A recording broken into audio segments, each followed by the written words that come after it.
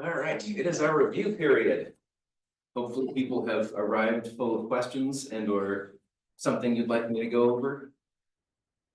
Who wants to start?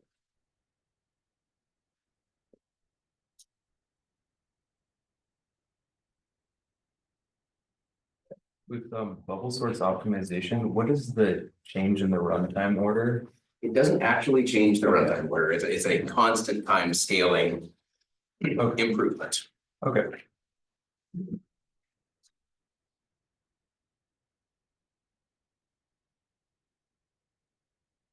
Which was not totally meaningless, but that doesn't mean that it scales significantly better. Can you go over some recursion? Yeah. Yeah.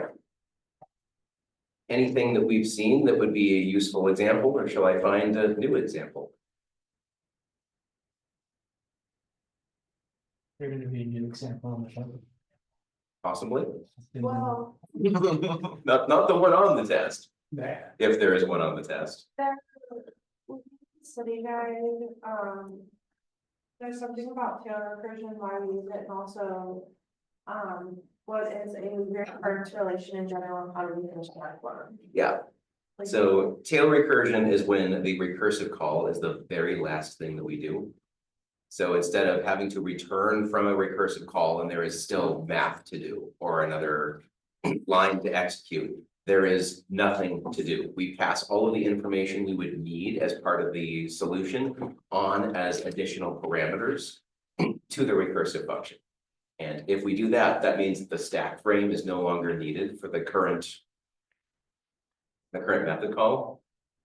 If we do that, then we don't need to store a bunch of stack frames, so it fails to generate the Stack Overflow exception that we would normally see if we had a recursive depth larger than 40 something. So we can actually handle recursive depths of arbitrarily large recursive problems, as long as we find a way to get rid of that stack frame. So that's tail recursion. Recurrence relations, we set it up that we are trying to figure out how difficult a problem of size n is, and we are going to relate that in terms of some smaller problem. It could be a problem of size n minus 1, could be a problem of size n over 2, some smaller problem. So we are relating the current problem to the problem that the recursive call is going to try to handle. The next recursive call. So if we're doing something like reversing a list, then the call is of size n minus 1, because the next list that we pass on to the recursive function is going to be of size n minus 1. So we can figure out how much work it is to, given that we're able to reverse this list of size n minus 1, however it is that that happens, then how much work is it to go from a reverse list of size n minus 1 to a reverse list of size n? Then we just unfold that, or we're going to represent a list of size n minus 1 in terms of a list of size n minus 2, etc. You just get a very long expression that goes all the way down to 1. And then you're going to use some kind of logic to bring that back together. Now, I believe on the study guide, it does not say that I will be giving you recurrence relation problems, but just knowing what they are. So being able to explain it at about that level of depth should be good enough.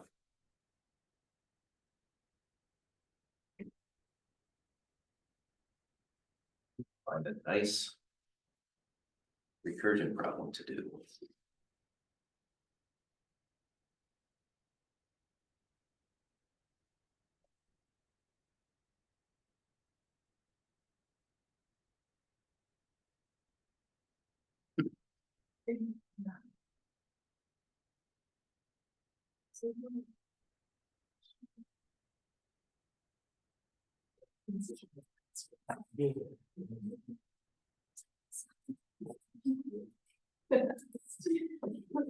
All right, do we want an easy problem, a medium problem, or a hard problem?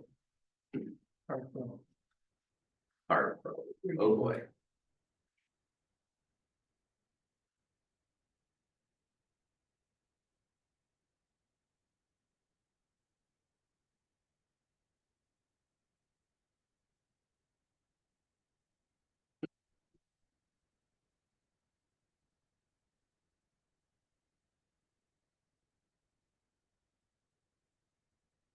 understand this properly.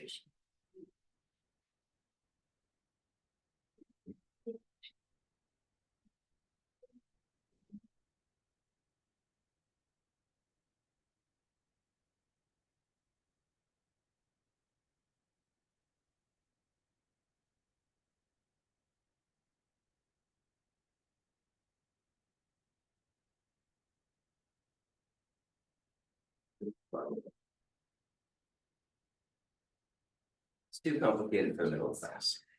I don't know if we're gonna be able to do something hard in class. The hard definition here is kids. But let me put it this way, the hardest thing we've done in this class is still an easy problem.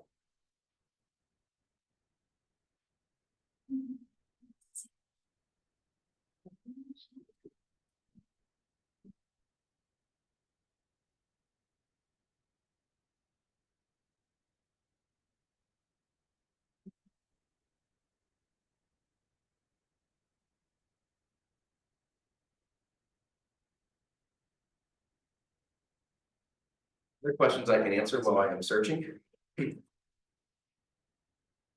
Yeah, Do we have any slides regarding, the Taylor version and did I not throw those up? I should make sure that these are very up to date. 3 points on there. Yeah, there are new slides to publish. Thank you for that reminder. I tend to get behind on that.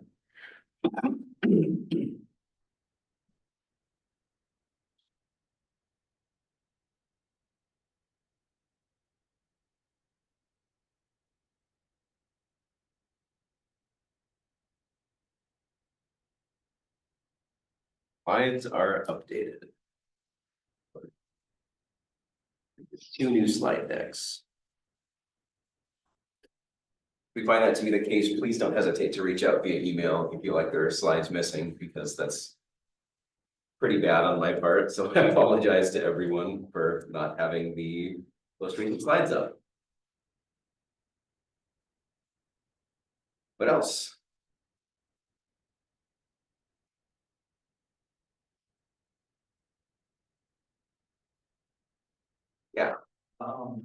We can just go over like just a general idea of sorting a linked list. It says might get an array list or a linked list. It's like, I don't know, just for any of the 3, just what that would look like. Yeah, just so what it's like to sort one of the.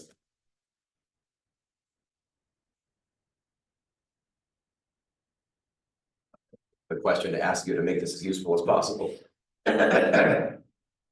What would that example look like, or what should I? Some more specifics on what. Well, just like having a linked list on the board and just Yeah. saying like, you know, kind of like how we did in your first learning. Yeah. sort them, Yeah, But just, you know, a visualization of what it looks like. yeah, sure. Do you want a singly linked list, a doubly linked list, or a circular linked list? It actually doesn't matter. Doubly linked list, excellent. We'll make a reasonably small doubly linked list.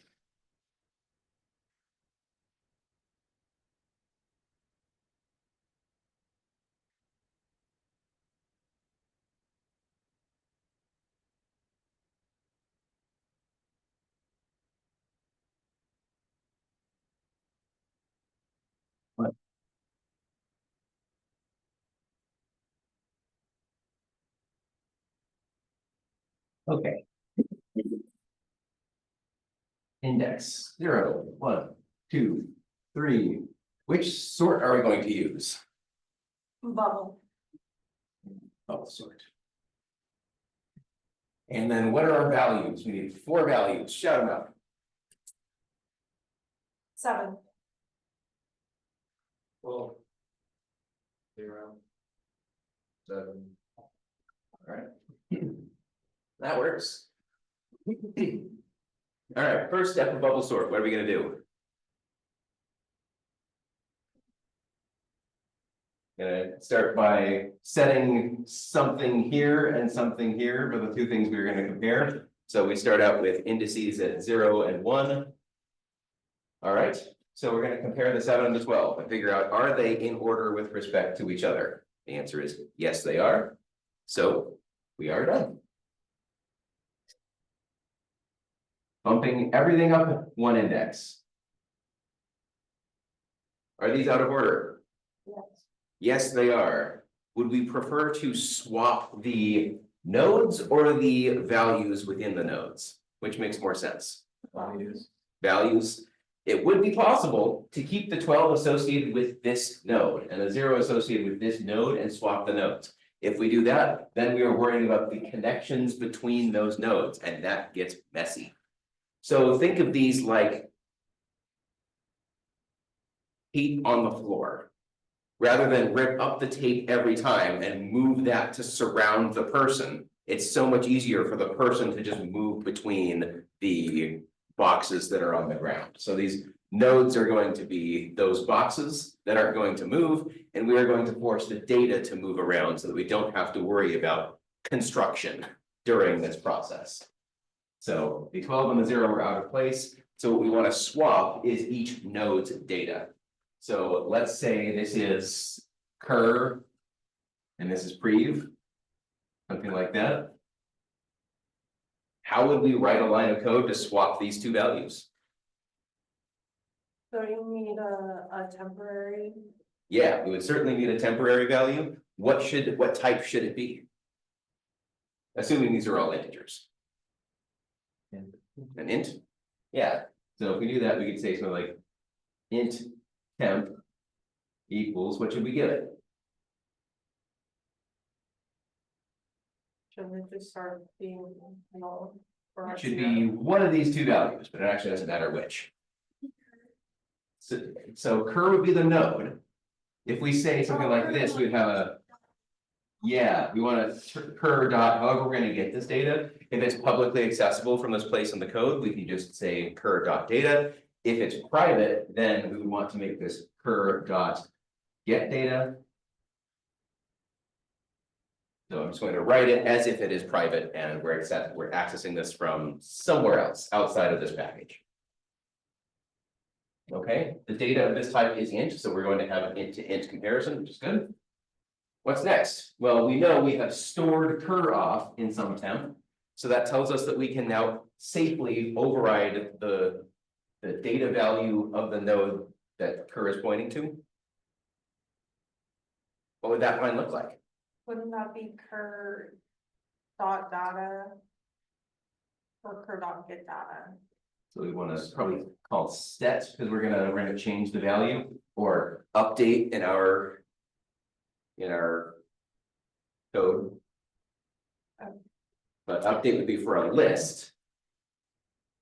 So can we do something by directly accessing cur? Depends on if that is there or if we have a setter for a value of a node. If we have a setter for a value of a node, we can just directly set that value. So if we do, that would look like cur dot set data. If we don't have something like this, then we have to use something via the list. We would say something like list dot update or dot set. If this is just a typical array list, our update is from our own code that we wrote. This takes two parameters. It takes the index. And so the index is whatever the index of what cur is pointing to. So we would either have to be keeping track of our cur and our previous, or we'd have to be keeping track of indices as we do this, which would be stored as integers. So again, plenty of ways to do this. So I'm just going to assume that we have the ability to set the values of nodes, which is pretty unsafe. Probably not something you want to implement in practice. But if you did that, we could just call cur.setData and pass it the new value. What is the new value? Yeah, we would say that value is prev.getData.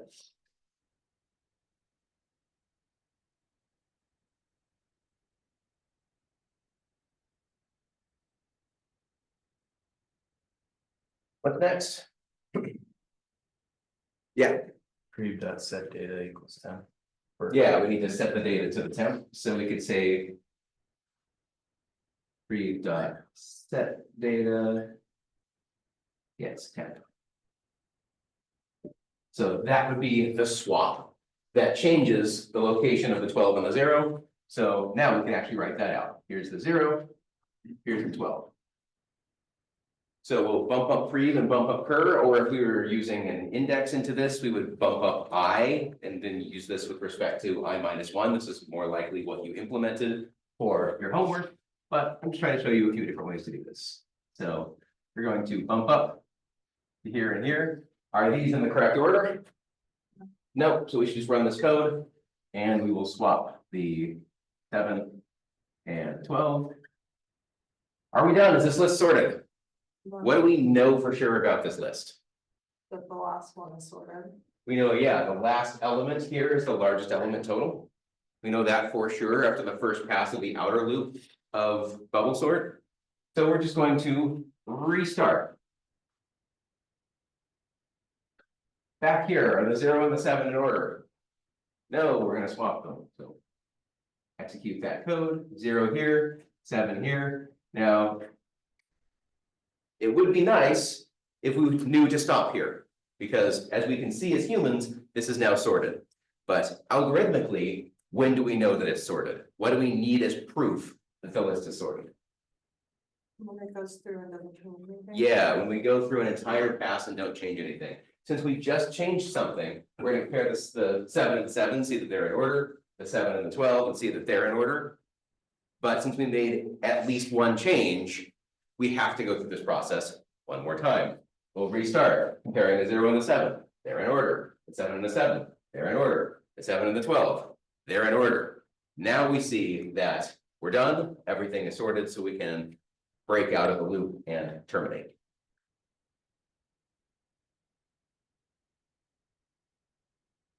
Questions on that example? Does that help to draw out and visualize what each sort is doing? Yeah. Say we did have to swap the actual nodes. Would we Yeah. have to? How would we do that? Would we have to have like a cur and a cream and then? Yeah. Cream? Yeah, let's say we actually want to swap nodes. So we want to swap the actual position of, we'll call this preview. We'll call this cur. If we wanted to do that, then the connections as they need to exist need to be modified. So we're not going to change what looks like the visual position here. The real position is only what the pointers do. So we need this node's next to be cur instead of previous. So we're going to say this node points here. But note that this is the element before prev. So if this is a singly linked list, we need to call get node before once we did that, or keep track of a 3-node chain, cur prev and prev as we walked up the list.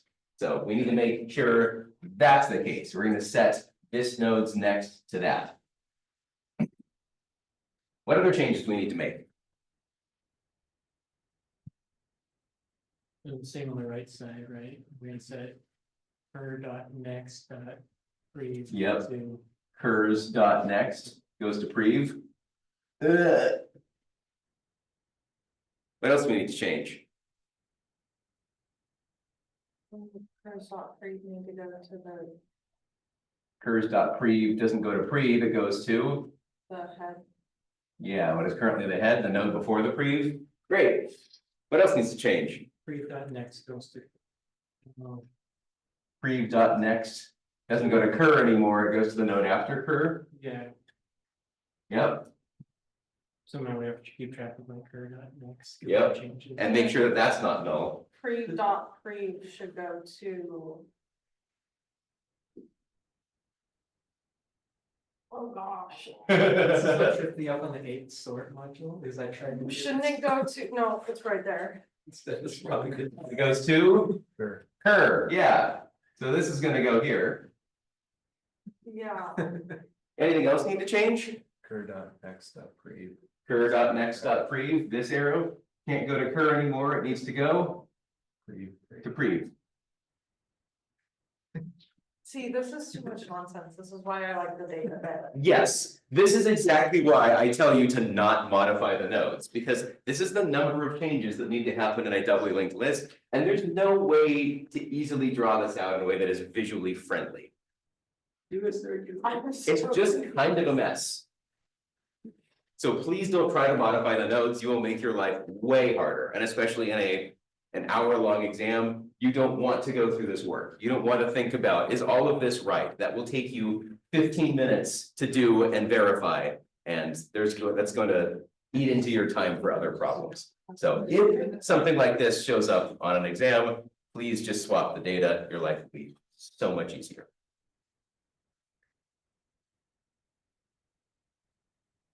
That was a great question. Fun exercise. And by fun exercise, I mean, Yeah. yeah. That's a good way to summarize. Chris, Yes. something that's always kind of confusing me on like bubble sort is, we've gotten to the end of the list, so we're on the last node. Yes. Does it go back to the first one? Yes. Yeah. You want to go all the way back to the very beginning. Because there's no guarantee that that is the minimum element until we've done n-1 passes through the loop. Imagine if the smallest value is in the last position. It's only going to move backwards one node per pass through this process. So let's say the 0 is actually here. We would compare it, we would go all the way here, compare it, swap, the 0 is now here. All the way through, compare it, swap, the 0 is now here. All the way through, compare it, the 0 is now here. That was 3 moves of the smallest value, which is 4, the size of the list minus 1. So in the worst case, that means that the smallest element is in that last position. And it's going to take n-1 passes to get it to the first position, and then another pass to verify that it's all in order. So n total passes through the outer loop. If we had like, if a curve on next to the null, then would you reset it to go back to the? Yeah. Yeah, you can also just query the size of the list and write a for loop for the size of the list. That would work too. That way you don't have to check for null. And then the improved bubble sort, essentially you're just shrinking the search area by 1. Yeah. Yeah, so now instead of checking here, we know that after the last pass that the largest element is going to be in that position. So whatever happens to be here is going to be smaller than that. So we just don't care to compare it. So that's the only difference between the non-improved that we just did and the improved. Will you specify which one you'll want? Yes. And if I don't specify, you can use either.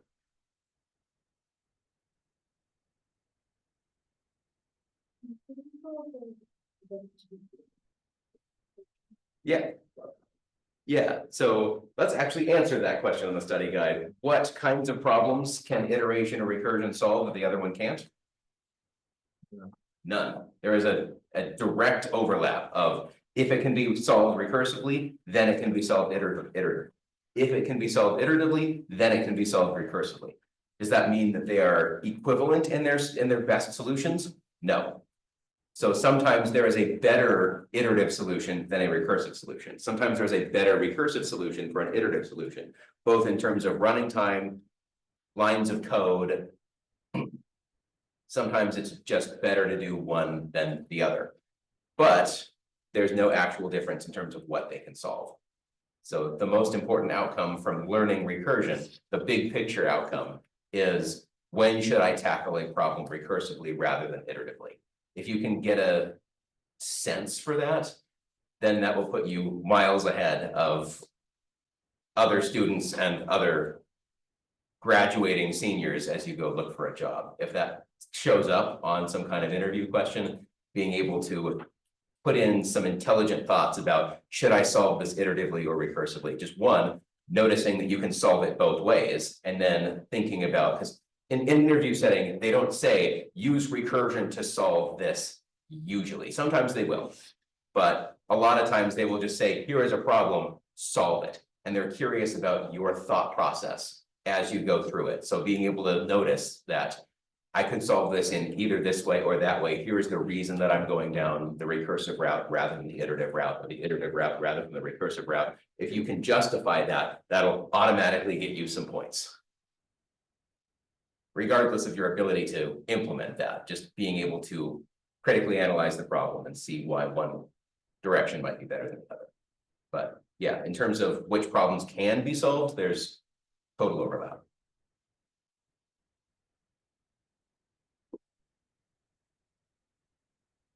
Other questions? I did find a pretty good problem that we can use for a recursive problem if we want to jump to that.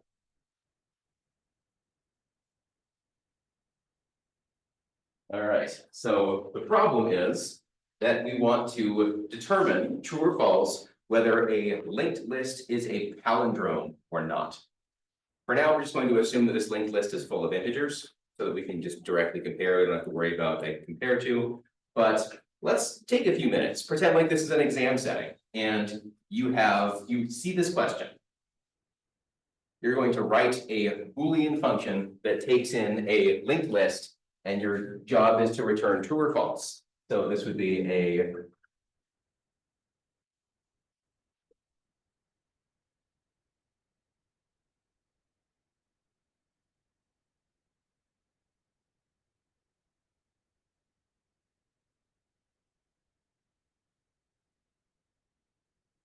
let's say this is, do we care what kind of linked list this is? Let's call it a doubly linked list. So we have easy access. So it's going to pass in a doubly linked list. We'll call it list. It's doubly linked list type integer.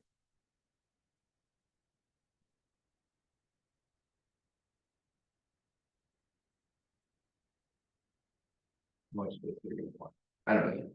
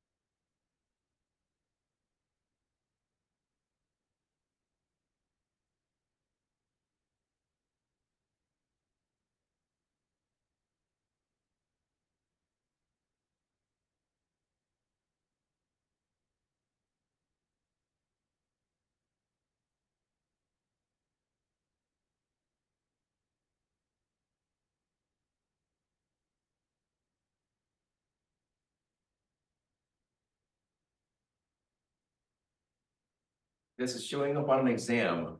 Kind of at this point, I would think you have a solution idea.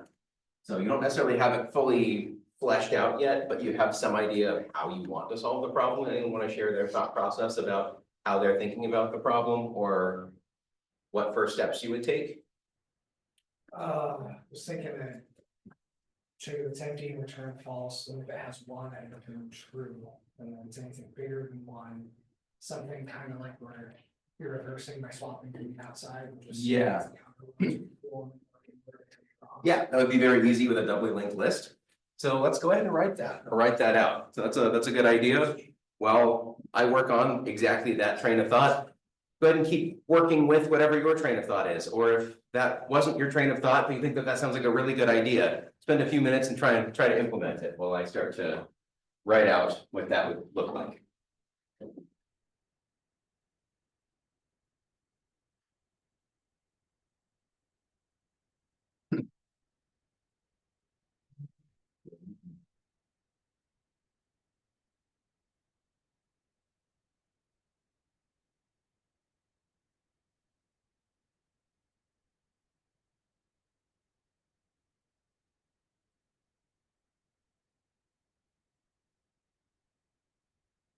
We don't really want to modify the list, that's my thought, is we really don't want to modify the list while we are determining whether it's a palindrome. So I'm adding 2 extra parameters to go that route. Thoughts? Yeah, that's what I was thinking, like having the original one and then making a call to this one with the indexes and then. You know, checking that they're each the same as you went until they cross. Yeah. And then you return true, but it return false if they're ever not the same. Yeah, yeah.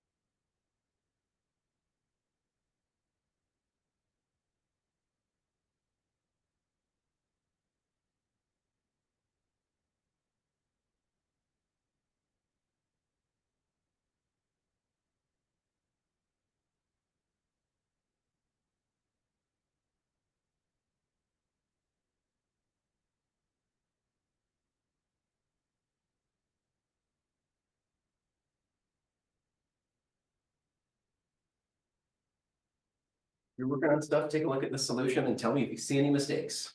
What do we think? Does this work or not?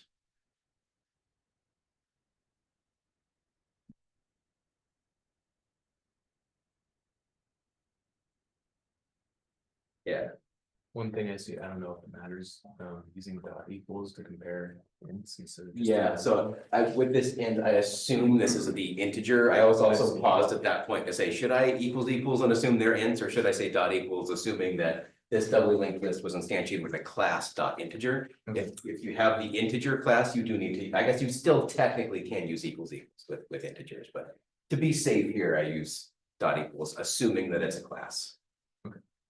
So that is a valid point. Equals should still work here even with integer classes.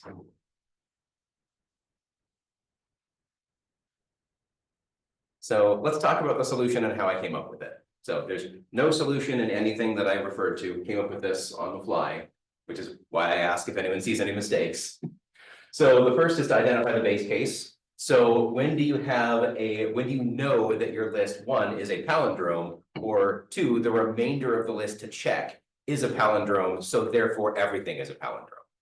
So thinking about this left index, right index idea, it's coming until it either is pointing at the same spot, which means there's 1 element left. That means there were an odd number of elements in the list, and a palindrome is odd, as an odd length string can be a palindrome if everything except the middle character mirrors, and that middle character is there. So that's why I say L index is greater than or equal to R index. That tells us that if they're equal, then they're pointing at the same element. And no matter what that element is, that's part of a palindrome. If everything to the left and right is a palindrome, that middle character could be a palindrome. And then otherwise, we want to check if we crossed over. So if there are an even number of integers in this list, then we're going to compare, like, let's take a look at 4. I'll draw it like an array, even though this is technically a linked list. but we would check this versus this, this versus this, and then at time 3, this was the L, the L, the R, and now the L and the R are gonna swap here. Now, L is greater than R, which breaks this if. So we're checking, or it gets this if to trigger. So then that stops the recursion and is the base case where we return. If we're not in a base case, now we need to figure out what the recursive case is. So now we're moving inwards, but in order to decide that we want to move inwards, we need to pair the current left character with the current right character. So we start that at the leftmost index and the rightmost index. So when you call this, you would call it with index 0 and index size -1.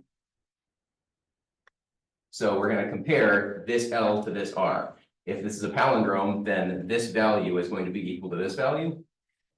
So that's what this if is saying. If what is at the list at L index is equal to what is at the list at the R index, then we know that so far what we have seen as we work inwards is a palindrome. So we need to check the next characters inwards. So that is a recursive call to is palindrome. We're going to pass the same list, but we're going to pass the left index bumped up by 1 and the right index bumped down by 1. That allows us to check the next 2 characters inwards. It's tempting to not put this else around this return false, but the issue there is when we return from is palindrome, and actually I should say return here, not my mistake. Return is palindrome because we want to call that, and whatever value it gets, we're going to pass all the way back up the chain. So if we get to a base case and we find that it's a palindrome, we're going to return true all the way back up the chain. And if we ever get to a point where this is false, that means there's a mismatch somewhere between the characters that we are comparing. It is impossible for this string to be a palindrome or for this list to contain palindromic numbers. So the entire answer to this question is false. It is not a palindrome. So if ever this if does not trigger, then we're immediately going to return false all the way back up the chain from everything that called it, so that the answer to is this a palindrome is false. We can just get rid of the else statement, though, right? Would it know to return false ever? If we ever come upon a mismatch? Well, then it's not gonna run the is palindrome. It doesn't run the is palindrome, but then you would end up with a syntax error that says this needs to return a Boolean, and there is some path through this conditional where you don't return either a true or a false. Okay. That's a very good point, though. So we do need this, and that is the reason. Yeah. Maybe you're saying return, go back up the chain, so it sounds like it's not tail recursive. Why is it not tail recursive? So yeah, in Java, it wouldn't be because we're not passing in this value. If we immediately said that we're going to do that. So this actually would be tail recursive. We only need this value to return that value. So yeah, this would be tail recursive. But in Java, it doesn't support tail recursion, so it still has to go back up the chain because Java is annoying like that. But there are entire languages that are built around the concept of tail recursion. Yeah. We need to know whether the list is a palindrome or not. And we return once we have proof one way or the other. So let's say we're looking at an actual palindrome. We would, here is L and R, we get down to this if. We see that they're the same, so we recursively call it and look at the next innermost 2 values. Those are the same, so we swap. And because we've swapped L and R, L is now greater than R, we know that we've seen everything, and we have not seen any reason to believe this is not a palindrome. So the return true here is we have proven that the current list is palindromic. On the other hand, if there's a mismatch somewhere, then we get the if this is true, we move inwards. We see that this is not true. So this is false. Since this is not equal to, we jump to the else and return that we now have evidence, we have proof that this list is not palindromic. These would need to be equal to each other in order for this to be a palindrome. that make sense? Questions about that? Yeah, Understanding, is that first if statement, is it comparing if the index is greater than? Yes. yeah, the index of the left index is greater than the right index. Not the elements of the list. So we're comparing the indices to know when what is supposed to be the left half of the list crosses over into the right half. Yeah, guess how you get the out. Yes, yeah, this is comparing indices, this is comparing elements of the list. Yeah. Fair question here? Yeah, so when Yeah. your method header defines that you're gonna return something, that just signifies that you always want to return that recursive call. Yeah, you need something back from this outermost call. So if we think about comparing this and that is the depth 1 recursive call, that needs to return a Boolean. Right. Comparing this and that is the depth 2 recursive call. And then when L and R have swapped, that is the depth 3 recursive call that returns the base case. So this is a call to is palindrome that needs to return something. This is a call to is palindrome that needs to return something. And this is a call to is palindrome that needs to return something. Here is where we have the proof, since they crossed over and we haven't found a reason why this is not a palindrome. This return true now is going to return true. Return whatever this said to return. So it's going to return the true to here. This said to return whatever this was going to return. So it's going to return that true as well. So that true propagates back up the recursive chain and is returned from to whatever called this method. So it is back true. This list is a palindrome. Yeah. You don't use this on like lists smaller than 80 in size, because otherwise it would cause. In Java, yes. In other languages that are built for this, it would work arbitrarily because this is tail recursive. You're passing the answer kind of down with you, or once you are done, you need the ability to, yeah, we don't need the answer to this. It's going to be whatever the answer to the next thing is. And it sees that. If you had a way of noticing that, we'd have a way of saying we don't need this stack frame. Since this is going to pass all the way up the recursive chain with no further changes, then we don't need to keep track of that value. Think of it like a message chain, where now instead of having there be work, how do I want to phrase this? So we're at a company, the CEO is going to pass something to a manager, who is going to pass something to an intern. If there is work for the manager to do once the intern completes their work, then the manager needs to stick around in communication with the intern. If there is something the CEO needs to do once the manager has finished their audit of what the intern is doing, then the CEO needs to stay in communication with the manager, know where they are, such that the manager would say, all right, I've finished what I'm doing. Here is the result for you to continue processing this. On the other hand, if it is structured in such a way that whatever the CEO passes to the manager, when the manager finishes it, it's done. The CEO doesn't need to review it. The CEO doesn't need to make any changes to it or sign something. Then when the CEO passes this to the manager, the CEO can just disappear. The work is going to happen and we never need to go back to the CEO for any further work. Similarly, when the manager passes it on to the intern, if the manager doesn't need to verify anything from the intern, they're just going to publish the result.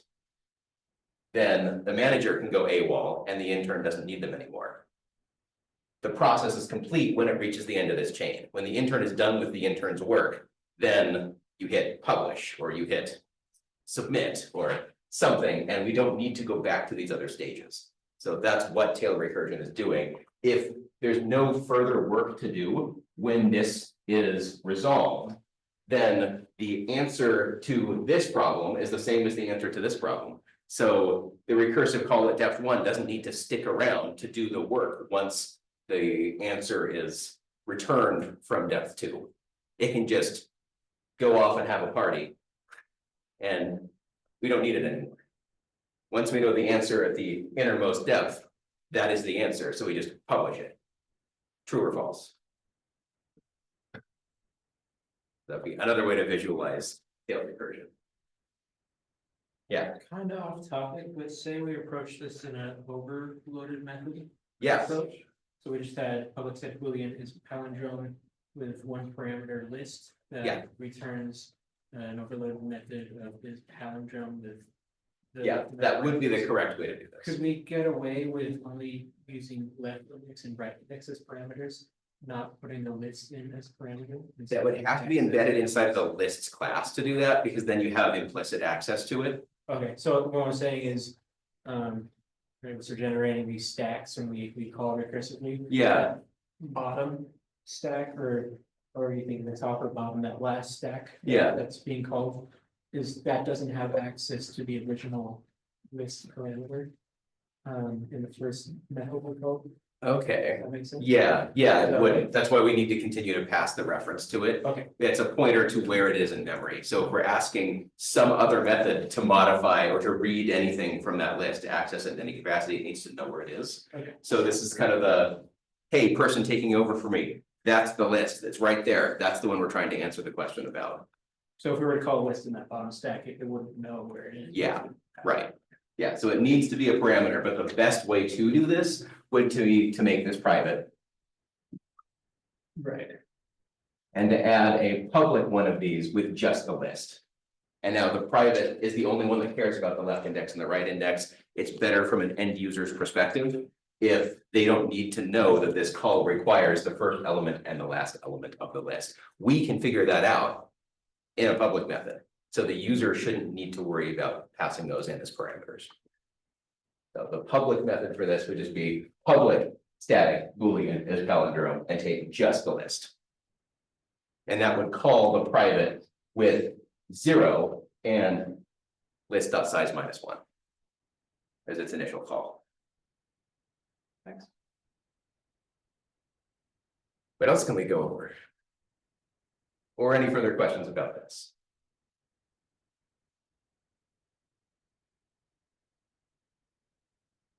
I think going with the easy question route was much better, because this is a lot more like what I would throw on an exam than any of the medium or hard questions I was looking at. wait, this was the easy one? Yes.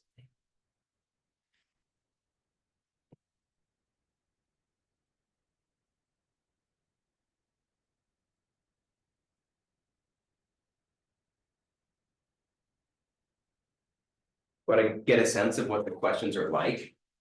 If you want to figure out a medium or hard recursive problem, I can give you a few of them and just walk you through the kinds of problems that recursion could solve. And note that these are all harder than anything I would throw on the exam. So if you have questions about anything study guide related, I will obviously prioritize that in this, but. Anyone have anything to do before I dive too deep into this?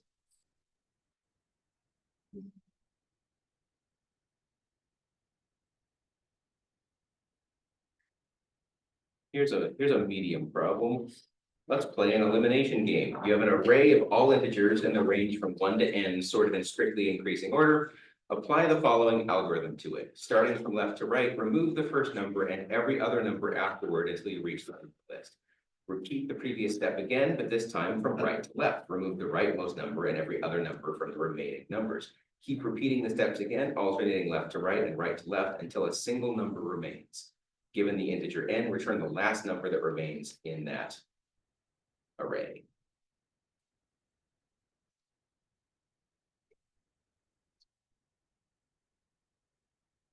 So an example would be, we have the numbers 1 through 9. On the first pass from left to right, we're going to remove the odds 1, 3, 5, 7, 9. So it's left just 2, 4, 6, 8.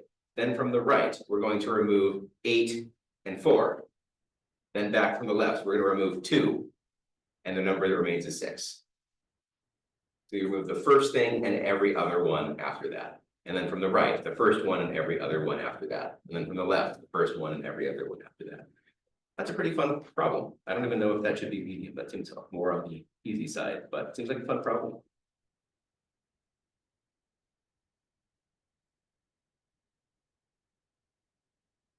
One of the hard problems, I'll go with one called special binary string.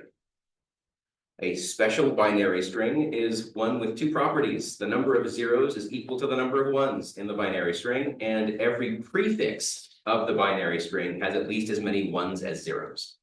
So that means looking at just the first digit as at least as many ones as zeros. The first 2 digits, at least as many ones as zeros. The first 3 digits, at least as many ones as zeros. First 4 digits, etc. So you're given some special binary string. We're going to define a move as 2 consecutive non-empty special substrings of S, identifying 2 of those and swapping them. 2 strings are consecutive if the last character of the first string is exactly 1 index before the first character of the second string. Your task recursively is to return the lexicographically largest resulting string possible after applying any number of potential swaps that lead from special binary string to special binary string. Way too hard to throw out an example. Would not do that to you. But you can see the kinds of problems that recursion can solve just from getting an idea of looking at some of the problems.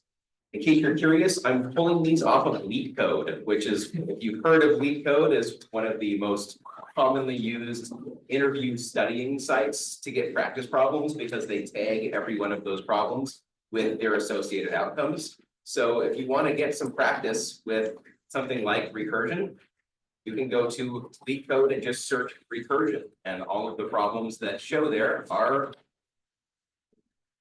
using the skill of recursion, and that becomes a good way to practice that ahead of an interview.